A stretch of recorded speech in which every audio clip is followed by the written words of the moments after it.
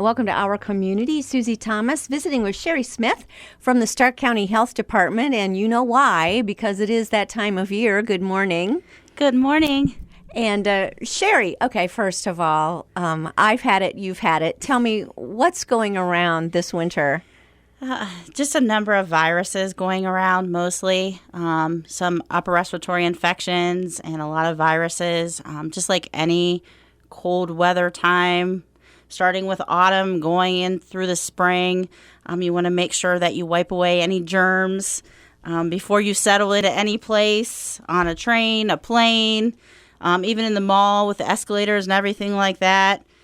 Try not to run your hands across them. Wash your hands often. Use hand sanitizer if water and soap is not available. Also, it's very important that you stay hydrated. Because a lot of the viruses that are going around can cause yucky vomiting and diarrhea and other things, and you can get dehydrated very quickly. And keeping yourself healthy by good sleep and exercise and staying away from people who are sick and things of that nature will also help you avoid the germs that are circulating right now. How do we know? You said there's an upper respiratory thing happening. How do we know whether it's just a really bad cold or we've actually got the flu? And does that matter? It does matter. Flu viruses usually start around December, and they usually peak. Well, sometimes they start earlier than that, but usually they peak around December or till February. And flu is a lot worse than a cold or an upper respiratory infection because generally you have body aches, fevers, and it can also lead to pneumonia and other complications such as death. It may start out like a cold and seem like a cold because you may have some of the runny nose and the cough and things like that. But when it gets into a fever and weakness and chills and body aches and things like that, it's time to go see your doctor. But most importantly, even before then, you should get your flu shot. Because that was my very next question. How important is that flu shot? The flu shot is very important. Very, very important. That is our best defense against the flu. Actually, this year, every year it depends on predictions about what flu viruses are going to be circulating. And this particular year, the flu, the components in the flu vaccine are about 90% the same as the components that are circulating in the environment. So it did hit it right. Yes. So often you get that flu shot Yes. and then you hear, however, Yes. the flu shot's really not going to work against the flu that's going around this year, but it always at least lessens it. And if you do catch the flu, at least you're in better shape, this is what I hear, than if you hadn't have gotten that shot. Am I hearing right? That's exactly right. And it's definitely not too late to get the flu vaccine. This year has been mild so far, but the flu can continue all the way in through May, and we could still see our peak this year. So definitely go out and get your flu shot if you haven't gotten it already. Okay, well, now I loved how you said once you figured out if you've got the body aches and the fever and you think, okay, this might be worse than just a pretty bad cold, I've got to go see the doctor. Sherry. Yes. That means you have to get out of bed and get dressed and go see the doctor. That's terrible. It does. Help me out here, because when you least feel like going anywhere is when you're telling us we need to go. That is true. That is true. And unfortunately, if you're feeling the worst, that's when you probably do need to go. But if you got your flu shot earlier and you try to follow all these prevention tips, then hopefully you won't contract the flu. So like I said, it's most important to stay away from people who are sick. Also, if you have children or anybody else that you're around that's sick, make sure you express to cough into your elbow or cover your cough or your sneezing or things like that. And like I said, make sure that you stay hydrated, and you also might want to stock up on some things. Make sure that you have water available, like if you're on a well or something like that, or you don't have access to quick running water, make sure you have bottled water available, just on the off chance that we have freeze or something like that where you're not able to get water. Keep yourself hydrated. Let's talk about babies. Babies. Okay. Because they can't get a flu shot. So if you have a baby in your life, it sounds to me that it's even more important. And what can you do? How old can a child be when they can begin to get the immunization? The CDC recommends that you get a flu shot as early as 6 months of age. So prior to 6 months of age, they recommend that women who are pregnant get the flu shot. And that way they'll get antibodies to protect them and their infant from the flu prior to 6 months of age. Okay. And then grandparents, obviously, little sisters, their big sisters, big brothers. Everybody needs to be immunized, to be able to. Absolutely. And everybody also needs to take standard precautions. Like I said, washing their hands, even keeping their hands away from their face if they can. Make sure they cover their mouth and their nose. Anything that you can do to protect yourself and others. That's such an interesting one. Let's pause on that for a little while. The touching the face. Why is that so important to keep your hands away from your face? Well, because I had said that there's a lot of nasty viruses and things circulating and also upper respiratory infection. And not to mention the influenza or the flu virus.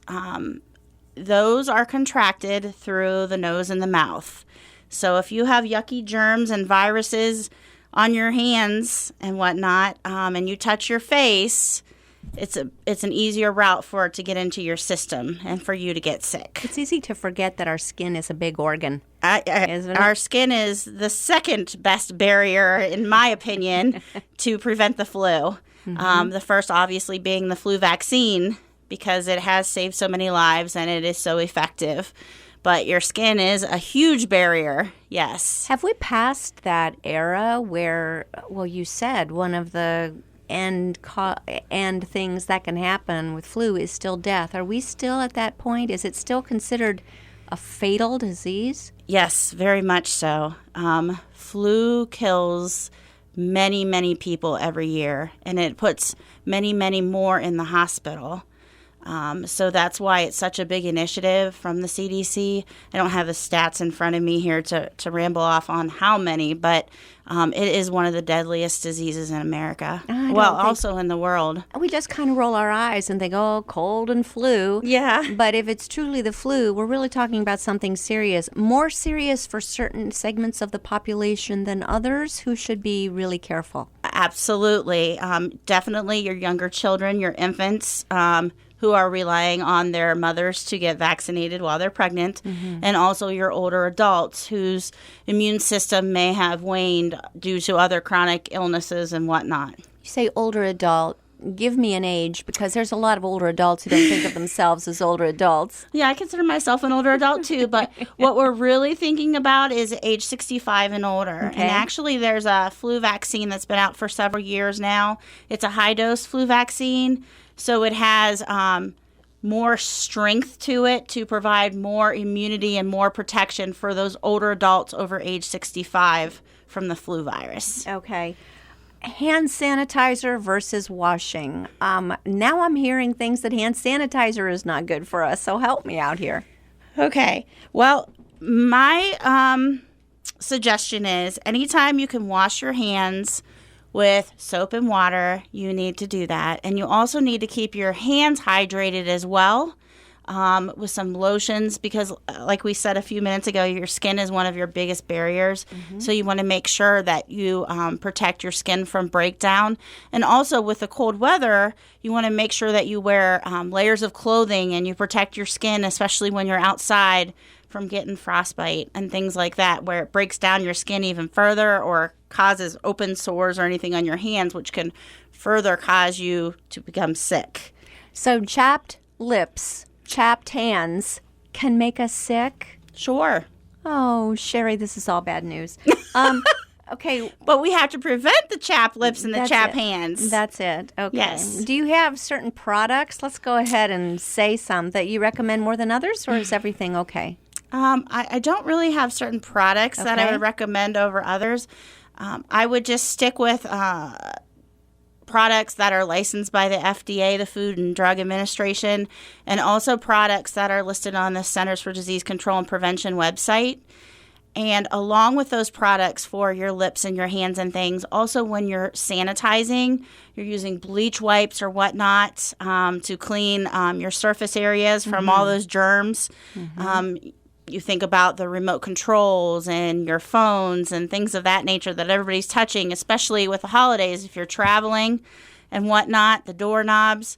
I would look for one that is licensed by the Environmental Protection Agency, the EPA. When I think of the fact that you use your phone, whether you're sick or not, okay, let's talk about the phone. Is there a best way to clean it? Because we can't wash it. Yeah. It's a phone. I know. I would just suggest using, if you have the alcohol wipes, that's usually a good thing just to wipe across. And it also can be used like an electronic wipe. An alcohol wipe can be used as an electronic wipe for cellular phones and things of that sort, too. Okay, let me tell you what I did. You tell me whether I just really was off base here completely. Okay. Got out the Clorox wipes and then wrang them out really so that they were practically dry. Wrang them out and wiped it all over my phone. So it didn't get wet, but it in my mind, it got some Clorox touching the bad stuff. Yes? No. I don't know if it's approved for that or not. Okay. It sounds like a good plan, especially maybe the back of your phone and everything. Yes. The front, the only thing I could really say is alcohol because it's also very drying. So True. It does not get it wet hardly at all.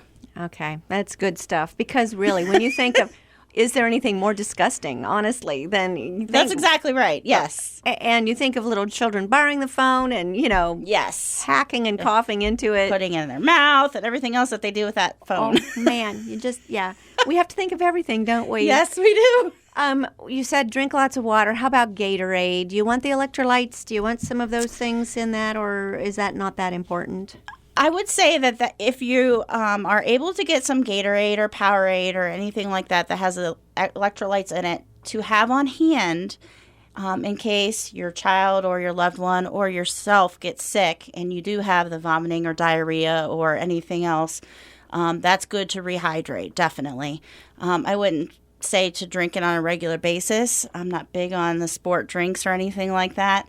But they are good if you're feeling ill to rebuild your electrolytes, yes. The flu that's going around, is it the one that causes the cough, or is it the one that is affecting the GI tract? And is there a difference? Are they both out there? What should we watch out for? They are both out there. Oh, that's great. But what we technically call the flu... Yes. Is influenza, and that's more the respiratory illness that leads to pneumonia and hospitalizations and death, unfortunately. Sometimes it starts out as bronchitis and goes into pneumonia, and it's the most ugly one, and it's what we have the flu shot for. Now, there also is a gastrointestinal flu per se, they call it, but that's not influenza. The gastrointestinal flu is one of many gastrointestinal viruses that are going on out there. There are numbers of them. So the only thing you can really do for that is, again, just wash your hands, stay away from people that are sick, keep yourself hydrated. Sleep is important. Try to get enough rest. And especially with the holidays and everything, try not to stress yourself out. If you have food to make or errands to run and everything like that, if you have somebody that will help out, let them help out and get yourself a break. Okay. So let's recap. Okay. We've got both of those things happening. All kinds of bugs. Yes. Yeah, all kinds of bugs. Yes. When we come back, let's talk about antibiotics, what they're good for, what they're not good for, because what we're talking about here are viruses and keeping our hands clean and don't touch your face, get plenty of sleep, drink plenty of liquids, all the things Mom said, and take a break when it's time. And it is time. So we'll be back with Sherry after these words. You're listening to Our Community. Thank you.